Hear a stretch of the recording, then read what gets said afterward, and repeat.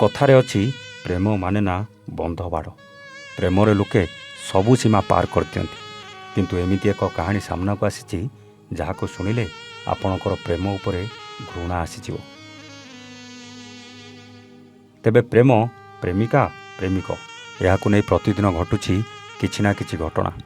ଠିକ୍ ପୁଣି ଏଭଳି ଏକ ଘଟଣା ଘଟିଛି ଜଣେ ଗୁଜୁରାଟୀ ମହିଳାଙ୍କ ସହିତ। ହ୍ୟାଲୋ, ହାଏ, ନମସ୍କାର। ଷ୍ଟୋରି ୱିଥ୍ ପ୍ରତାପର ଆଉ ଏକ ନୂଆ କାହାଣୀକୁ ନେଇ ଆସନ୍ତୁ ଦେଖିବା ଆଜିର ଏ କାହାଣୀ। ହଁ ଆଜ୍ଞା, ସବୁ ଭଲ ପାଇବା ପରି ଏଠି ମଧ୍ୟ ଅନେକ ସୁନେଲ ସ୍ୱପ୍ନ ଦେଖାଇଥିଲେ, ଅନେକ ଆଶା ଦେଖାଇ ପ୍ରେମିକାରୁ ସ୍ତ୍ରୀ କରିଥିଲେ। ଘର ସଂସାର କରି ସାରା ଜୀବନ ସ୍ତ୍ରୀ ସହିତ ଖୁସିରେ ବିତେଇବେ ବୋଲି ପ୍ରତିଶ୍ରୁତି ବି ଦେଇଥିଲେ।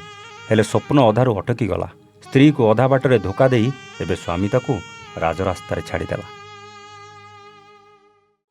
ମିଥ୍ୟା ପ୍ରଲୋଭନ ଦେଖାଇ ପ୍ରଥମେ ଏହି ଗୁଜୁରାଟୀ ମହିଳାଙ୍କୁ ପ୍ରେମ ବିବାହ କରିବା ପରେ କୌଶଳକ୍ରମେ ବିବାହର 15 ଦିନ ପରେ ମହିଳାଙ୍କଠାରୁ ପର୍ଯ୍ୟାୟକ୍ରମେ ତାଙ୍କ ଧନ ସମ୍ପତ୍ତିକୁ ହାସଲ କରି ତାଙ୍କୁ ଠକି ଦେଇ କେଉଁଆଡ଼େ ଫେରାର ହୋଇଯାଇଛି ଜଣେ ଓଡ଼ିଆ ଯୁବକ।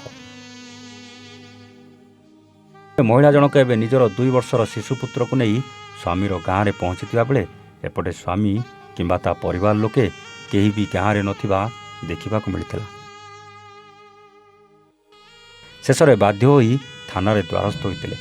ତେବେ ପୋଲିସଠାରୁ ନ୍ୟାୟ ନ ପାଇବାରୁ ଭଦ୍ରକ ଏସ୍ପିଙ୍କ ପାଖରେ ପହଞ୍ଚିଛନ୍ତି ଏ ଗୁଜୁରାଟୀ ମହିଳା ଜଣକ। ଭଦ୍ରକ ଜିଲ୍ଲାର ବନ୍ତ ଥାନା ଅଧୀନସ୍ଥ ନରସିଂହପୁର ଗ୍ରାମର ମନୋଜ ନାୟକ ନାମକ ଜଣେ ଯୁବକ ଗୁଜୁରାଟର ଅହମ୍ମଦାବାଦରେ ଏକ କମ୍ପାନୀରେ କାମ କରୁଥିବା ବେଳେ ସେଠାରେ ହିରଲ ମୋଦି ନାମକ ଜଣେ ଯୁବତୀକୁ ଭଲ ପାଇ ଗତ 2019 ମସିହାରେ ବିବାହ କରିଥିଲେ। ତେବେ ବିବାହର 15 ଦିନ ପରେ ମନୋଜ ତାଙ୍କ ସ୍ତ୍ରୀ ହିରଲ ରଖିଥିବା ଟଙ୍କା ଓ ତାଙ୍କ ବାପା ମା ରଖିଥିବା ଟଙ୍କାକୁ କୌଶଳକ୍ରମେ ହାସଲ କରିବାକୁ ଲାଗିଲା। ଏପରିକି ମନୋଜ ତା ଗାଁରେ ବହୁ ଜମିଜମା ଥିବା ଓ ବ୍ୟବସାୟ ଚାଲିଥିବା କହି ପ୍ରଲୋଭିତ କରିଥିଲା। ଏସବୁ କଥା ଶୁଣିବା ପରେ ସ୍ତ୍ରୀ ହିରଲ ମୋଦିଙ୍କର ମନୋଜ ଉପରେ ସନ୍ଦେହ ହୋଇନଥିଲା। ପରେ 2022 ମସିହାରେ ହିରଲଙ୍କର ଏକ ଶିଶୁପୁତ୍ର ଜନ୍ମ ହୋଇଥିଲା।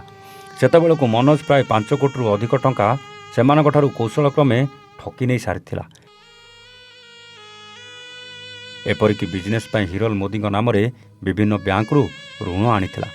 ତେବେ ପ୍ରକୃତ ସତକଥା ହିରଲ ଜାଣିବା ପୂର୍ବରୁ ମନୋଜ କୌଶଳକ୍ରମେ ସେଠାରୁ ଖସି କେଉଁଆଡ଼େ ପଳାଇଛି ଯେ ତାର ପତ୍ତା ମିଳୁନାହିଁ।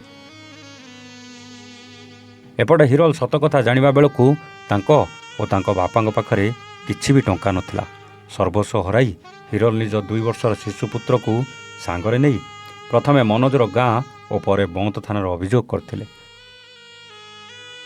ବନ୍ତ ପୋଲିସ ଏକ ମାମଲା ରୁଜୁ କରିଥିଲେ ହେଁ ଅଭିଯୁକ୍ତମାନଙ୍କୁ ଗିରଫ କରିପାରିନାହିଁ। ତେଣୁ ହିରଲ ଓଡ଼ିଶା ଆସି ଏ ବିଷୟରେ ଭଦ୍ରକ ଏସ୍ପିଙ୍କୁ ଭେଟି ନିଜର ଗୁହାରି ଜଣାଇବା ସହିତ ସେ ଓ ତାଙ୍କ ପରିବାର କିପରି ମନୋଜଙ୍କ ଦ୍ୱାରା ଶୋଷିତ ହୋଇ ସର୍ବହରା ହୋଇପଡ଼ିଛନ୍ତି ସେ କଥା ବଖାଣିଥିଲେ। ତାଙ୍କୁ ତ୍ୱରିତ ନ୍ୟାୟ ପ୍ରଦାନ କରାଯିବାକୁ ସେ ନିବେଦନ କରିଛନ୍ତି। ଏପଟେ ମୋର ସମସ୍ତ ସମ୍ପତ୍ତି ଗଲା, ଏବେ ମୁଁ ପୁଅକୁ ନେଇ କେଉଁଠି ରହିବି, କିପରି ଖାଇବି ଓ ଋଣ ଟଙ୍କା କିପରି ଶୁଝିବି ବୋଲି ଦୁଃଖର ସହ କହିଛନ୍ତି ହିରଲ। ତେଣୁ ହିରଲ ଓ ତାଙ୍କ ଶିଶୁପୁତ୍ରଙ୍କୁ ନ୍ୟାୟ ଦେବା ପାଇଁ ଭଦ୍ରକ ପୋଲିସ ସ୍ୱତନ୍ତ୍ର ପଦକ୍ଷେପ ନେବାକୁ ସାଧାରଣରେ ଦାବି ହେଉଛି।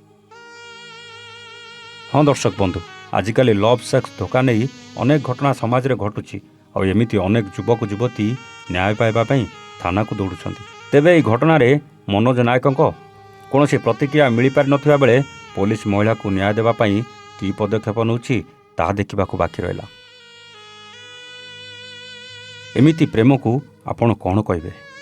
ଏମିତି ପ୍ରେମିକକୁ କିଭଳି ଦଣ୍ଡ ମିଳିବା ଦରକାର କମେଣ୍ଟ କରି ନିଶ୍ଚିତ ଜଣାଇବେ। ଆଜି ପାଇଁ ରହୁଛୁ, ଆମେ ପୁଣି ଆସିବୁ ଆଉ ଏକ ନୂଆ କାହାଣୀ ସହିତ ଷ୍ଟୋରି ୱିଥ୍ ପ୍ରତାପରେ। ସେତେବେଳେ ଯାଏ ନମସ୍ତେ, ଜୟ ଜଗନ୍ନାଥ।